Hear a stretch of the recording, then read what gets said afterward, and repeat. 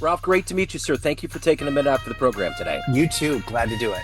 Me too. So, before we get in here, I always begin with this question. 6 years ago, this pandemic was such a pivotal point in our history and collective history. How did you get through that era, and how has it changed the way that you work and live today? Mm. So 6 years ago, I had just started a new job as a chief human resources officer and did everything online. So I interviewed online, I met my team online, all of the things. And I had at that point known that I struggled with mental health. I had anxiety and panic disorders that I had been diagnosed with. And so, as the pandemic sort of set in and we were all sent home, I started getting calls from people in the HR community, and they were like, "Hey, what are you doing to coach people? And what are you doing to help people? And all of these things get through it." And I said, "I have no idea. I thought people were doing what I was doing, which was, binge watching Tiger King, eating like I was in an after-school special, and shopping on Amazon. That's how I was getting through what the pandemic." But then the longer it went on, the more my own issues started to surface with panic and anxiety. And I one day sat down and thought, if I was going to coach someone, or if I was in an executive coaching session, talking to a leader about how to approach a situation like this, what would I do? And then I created a model. It's called an ACT model, but it's acknowledge, compassion, accountability, and transparency. And ultimately, that became a TED talk that I gave back in 2022 about how I not only shared with the world that I had mental health issues that I struggled with and still struggle with and navigate, but also how I helped walk other people through, the unknown back in the day, so to speak. And so, while it changed things, while it changed the way I think that we navigated with each other and how we communicated with each other. Fundamentally, I think what I relied on was the fact that we're all human and that human connection is still necessary. So what I tried to do was focus on deeper relationships, stronger relationships, more frequency and touch points. And not assuming that because someone says that they're okay, that they're genuinely okay. It's about digging deeper. So, has it been a relief for you that the world post-pandemic has made mental health more of a priority? It's not a stigmata thing. It's more of something that humanity is facing kind of head on without making people feel like, oh, get over it, just you don't feel good, get over it. I think we all now collectively, those of us that have some level of empathy and consciousness, realize that there's a real thing going on with people and we're treating it in different ways. Have you felt like that's been the case? Yes and no. Yes, in the sense that that I feel more supported and encouraged to talk about it. It doesn't feel like such a huge burden to carry and something that I'm hiding from people. And no, in the sense that while I think it was something that people embraced while we were all going through this collective unknown at the time and this collective sort of shared experience, sort of redundant terminology there, but this shared experience that we were going through, it was acceptable then. But then I look at businesses now and I look at some of the ways that mental health is still spoken about, and it is spoken about, but it's spoken about sort of still in those whispered tones. It's not always readily looked at to say, hey, that person is struggling, or that person needs help, or that person needs support. What I find sometimes in businesses, and I do coaching all over the country with people, and what I sometimes find with businesses is that uh, they receive knowledge about someone receiving a terminal illness better than they do with someone who says, "Hey, I'm suffering with depression or anxiety or panic." Wow. Um, it's almost as though that they understand how to deal with that. I think the mental health, when someone comes forward and they're authentic and they say, "I need help, I'm struggling," I still think it scares people. And often the response in business is, go see EAP, go see the Employee Assistance Program, and you'll be better. Things will be better for you. and they shut the conversation down. And when you shut the conversation down, and I always tell people this, if someone comes to you and says, "Hey, I'm struggling with mental health, I don't know what to do," and you're their manager, you may have only in your toolkit to say, "Hey, go see a EAP." But don't shut the conversation down, because if you never follow up with that employee, if you never touch base with that employee like you would if they were, getting a cancer treatment or something along those lines, what you implicitly say to them is, "I don't want to hear about it. You should need to deal with this on your own, and we need to move forward." And so what you disclose to me is not something that I'm placing significance on.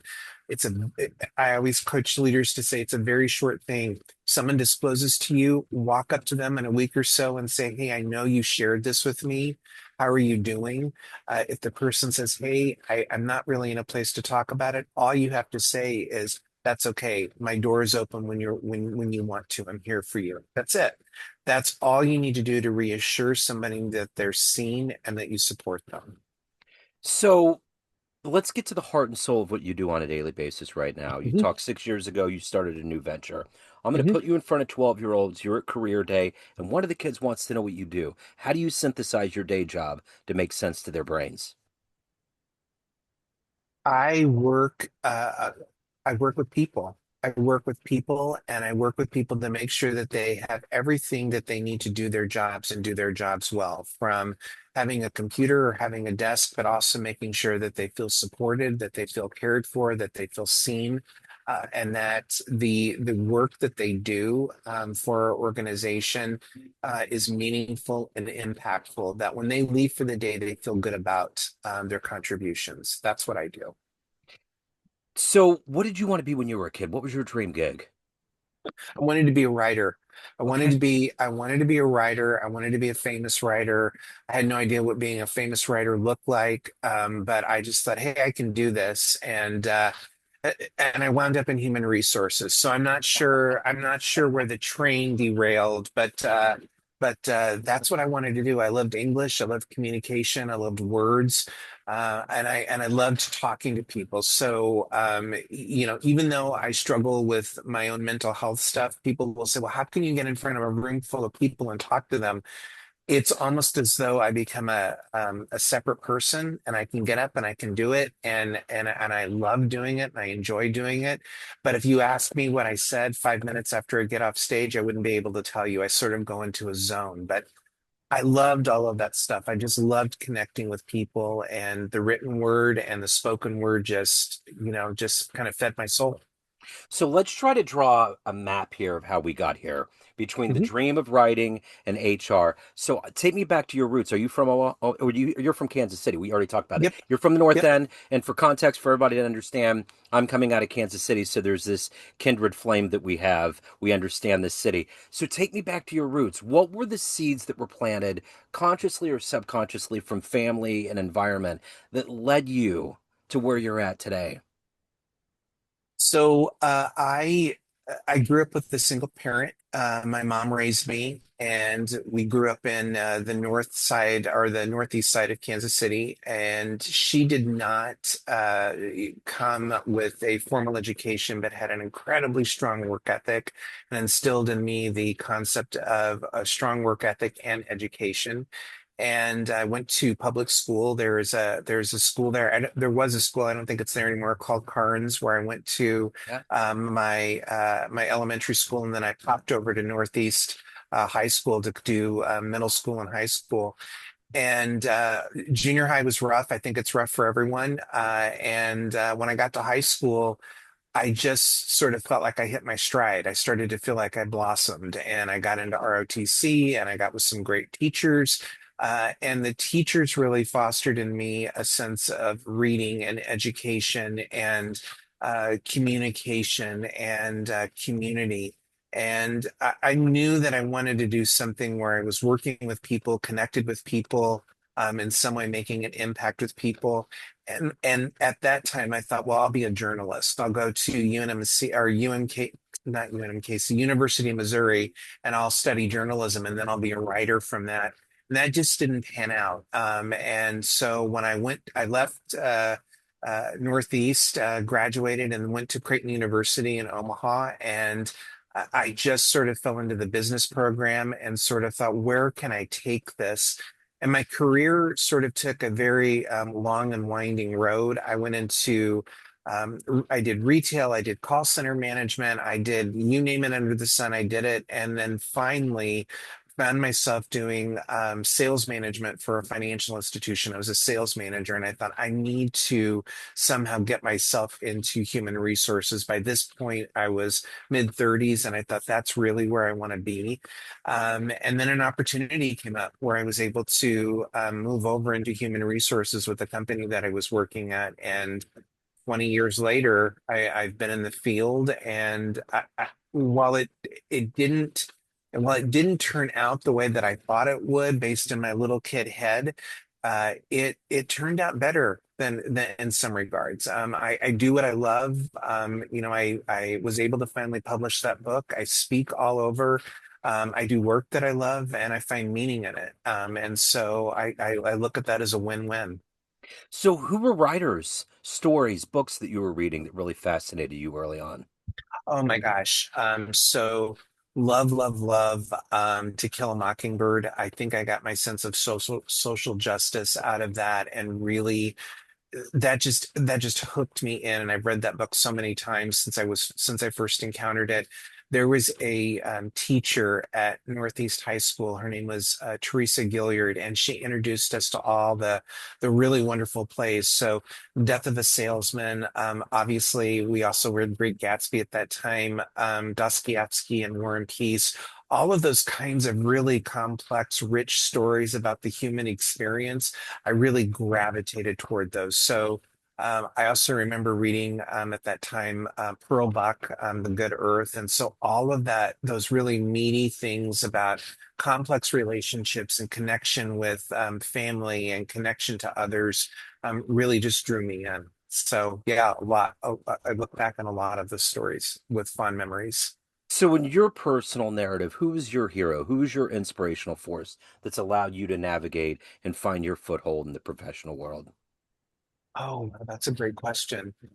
There have been a lot of them. Obviously, I would say look back, and I would think of my mom as being one of those first people that really sort of gave me my legs, and really pushed me to do more within my life.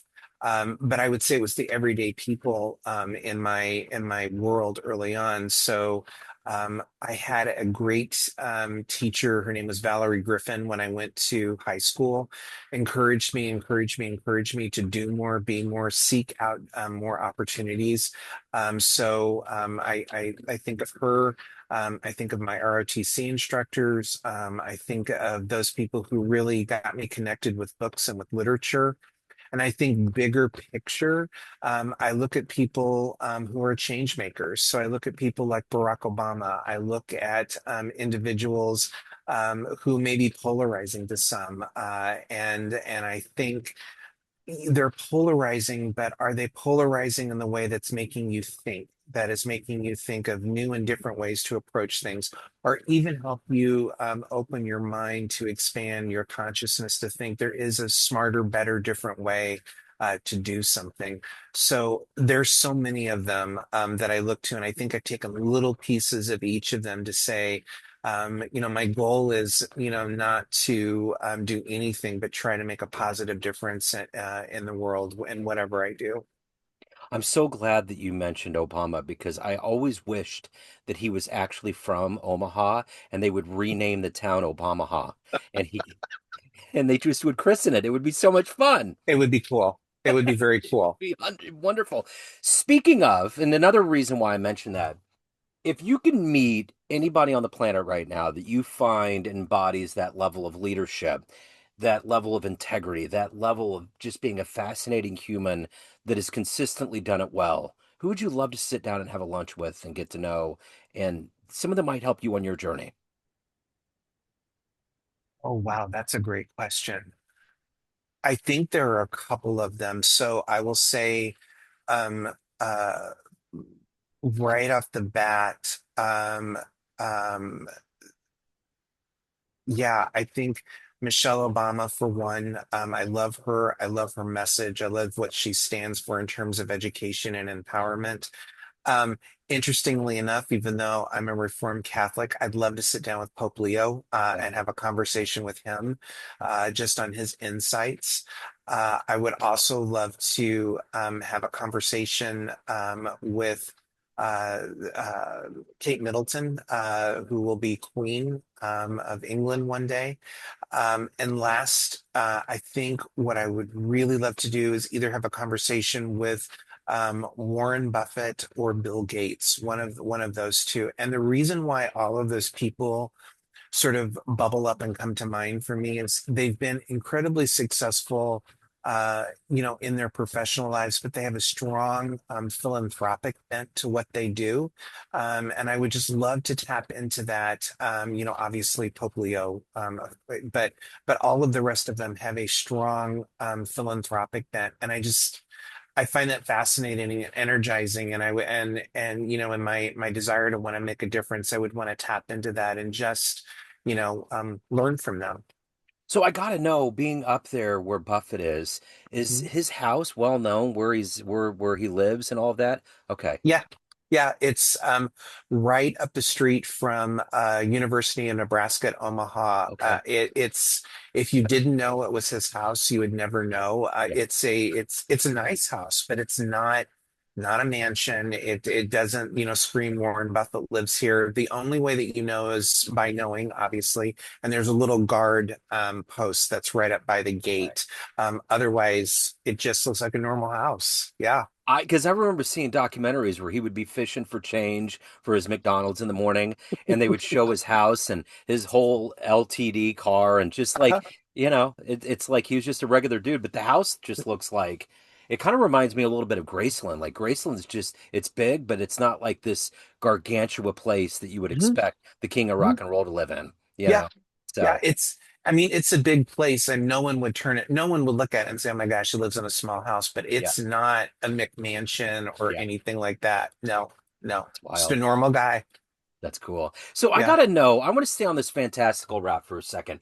If you could, if you had the opportunity, because we see all of these documentaries and exposés on musicians and athletes and all these other people and behind the scenes and all of this, but writers tend to be more solitary. We don't get a chance to really see it. Like I think about John Steinbeck and Travels with Charlie being in that big RV full of liquor and fun and his dog, and he's just going down the road of life. So my question is, if you could be a fly on the wall and watch a writer create their process, what they had around them, how they created their worlds, who'd you love to have seen write and create? Oh my gosh.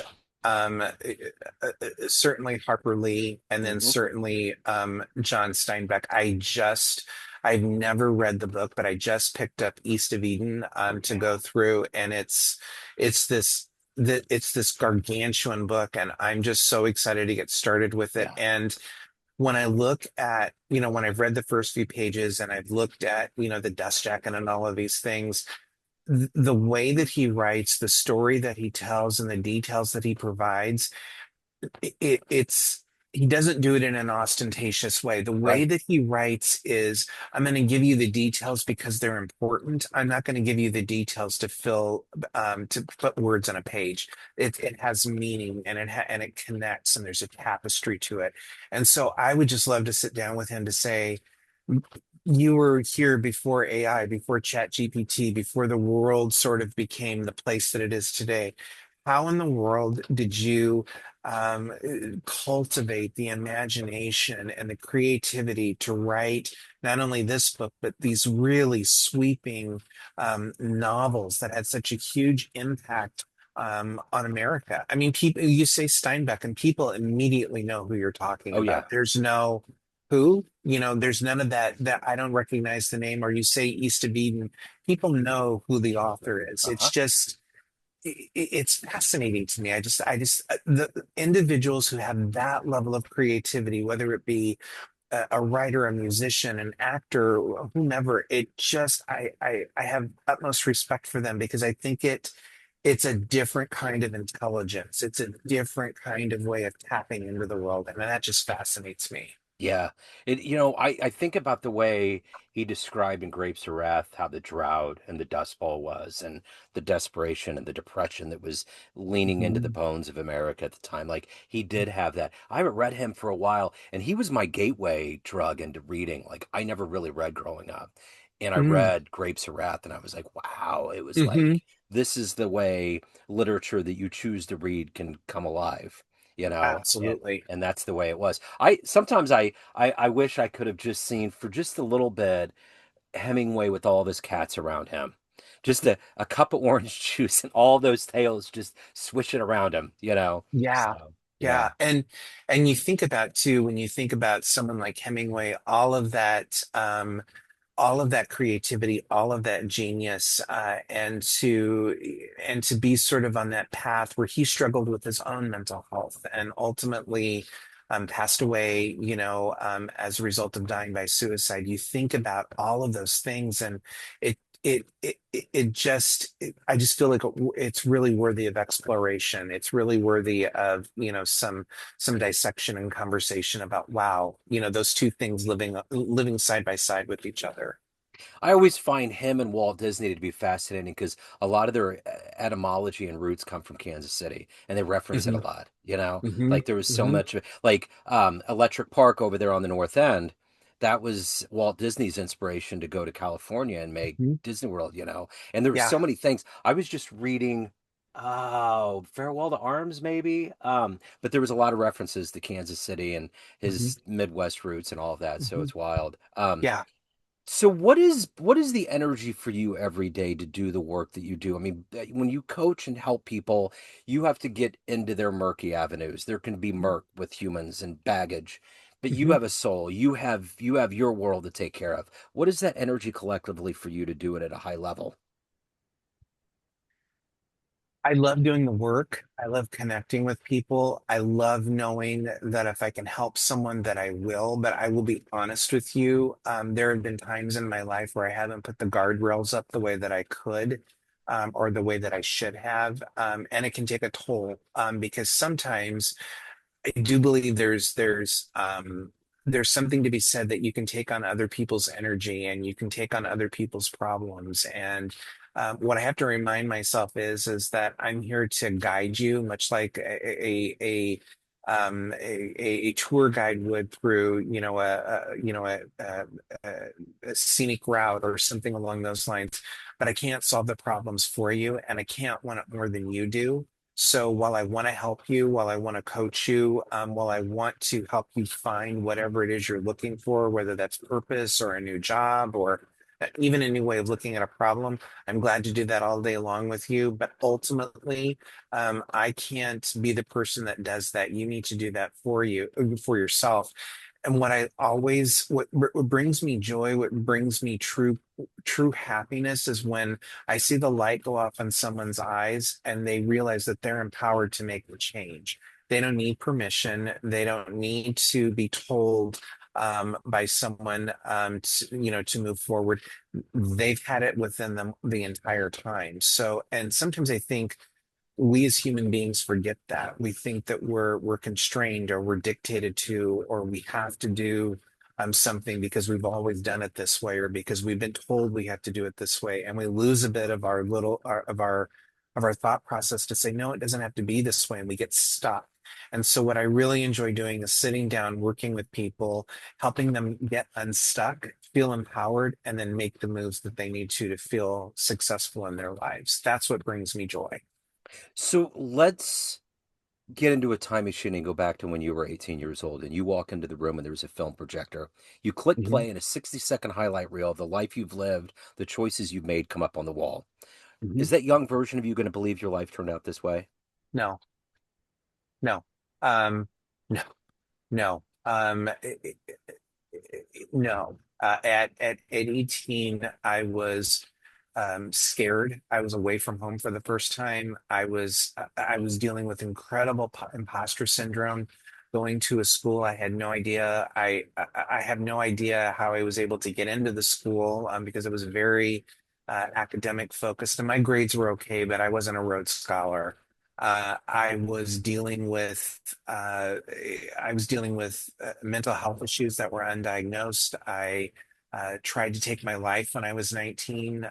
So no, at 18, I was scared to death. I didn't know what I was doing. And so if that were done in that way, I think that 18-year-old, what I would say to them in that moment is whisper in his ear and say, hold on, you're going to go through some stuff and it's going to be hard, but hold on, because it's going to be infinitely better than you ever imagined. Yeah, no. In answer to your question, emphatically no. Yeah. I don't think I would believe it. So, of all of the highlights that come up on the wall of your life, what are you the happiest about, the proudest of? Um, wow. There's been a lot. I think the one thing that I'm truly proud of in my life is that I came forward with my mental health issues. I've been able to connect with and talk to so many people who said, "Yeah, me too," but I was afraid to give a voice to it. And my whole reasoning in doing that was to normalize the conversation, was to let people know that you can have a fully rich and enjoyable life. You don't have to be a celebrity and say, here's my struggle and here's what I did because I've got all these resources to make it happen. You can be a normal person like me, have a normal job and a normal life, and say, yep, I struggle with this, but I'm not going to hide behind it. I'm going to let people know that this is what I deal with and it's okay. And it doesn't make me more or any less. It just makes me human. And that's what I'm proudest of. So let's get to the real crux of your soul here, Ralph. Everyone has a perception of you.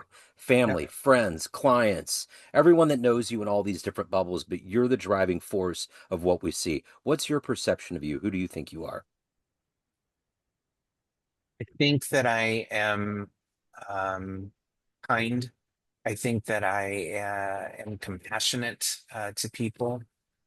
I think I push myself still really, really hard. I still struggle with imposter syndrome. I still struggle with issues related to mental health. But I think at the end of the day, I'm a decent human being who just tries to do the right thing in the moment and tries to live into who I am when no one's watching. And that means being honest, being open, being transparent, admitting when I screw up, admitting when I think I've done something well, apologizing when I need to, and being open and receptive to changing and growing. That's who I am.